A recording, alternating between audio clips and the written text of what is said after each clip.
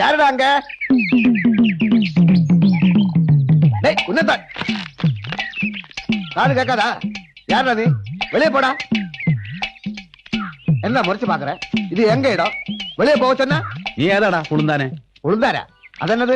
നീതാണ്ടാ പുളുന്താരാ? പുളുന്താൻ ഞാൻ അല്ലേ? ഇത് മരുതാ വല്യപ്പച്ച. മരുന്നാ? എന്നാ മരുന്ന്? മരുന്നല്ല, മരുത്. നമ്മുടെ വീട്ടില് പണി ചെയ്യാൻ വരുന്ന ആളാ. ഇതെന്റെ വല്യപ്പച്ചനാ മരുതേ. വല്യപ്പച്ചനാ? അതെന്നത്? അപ്പച്ചന്റെ ചേട്ടനാ. അപ്പടിയാ? വേറെ ഏതോ ആളുണ്ട് ഞാൻ നിனைச்சேன். എന്റെ കയ്യിൽ നീ ഇപ്പൊ വാങ്ങിച്ച് കെട്ടിയാനെ.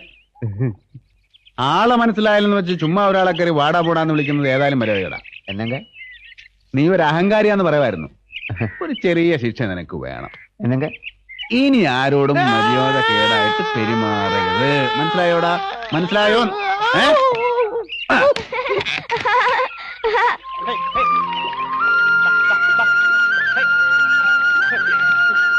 ആ ഞാനതങ്ങ് മറന്നു. ജോണിച്ചായനെ നിന്നോട് അന്വേഷണം പറയാൻ പറഞ്ഞു. ജോണിച്ചാനോ?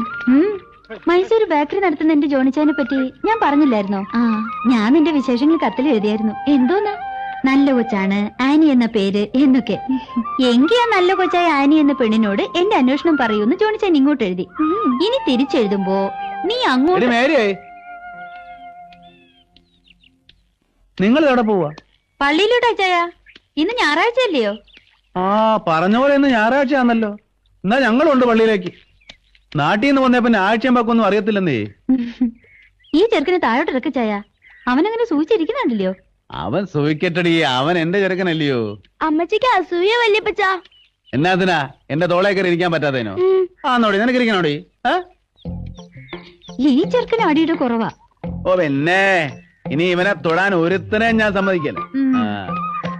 ഈ കൊച്ചന്റെ മൂങ്ങാ പോലെ ഇരിക്കുന്നേ വേണ്ടത്തില്ലയോ?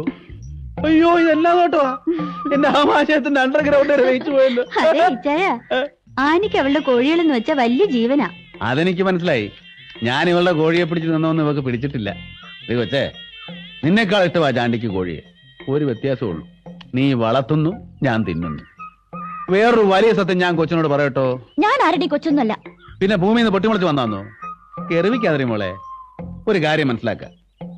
ഈ ലോകത്തുള്ള സകല പച്ചക്കറികളും സകല കിളികളും സകല മീനുകളും സകല മൃഗങ്ങളും എന്നു വേണ്ട സകല ചരാചരങ്ങളും മനുഷ്യന് തിന്നാൻ വേണ്ടി ദൈവം തമ്പുരാൻ ഉണ്ടാക്കിയതാ.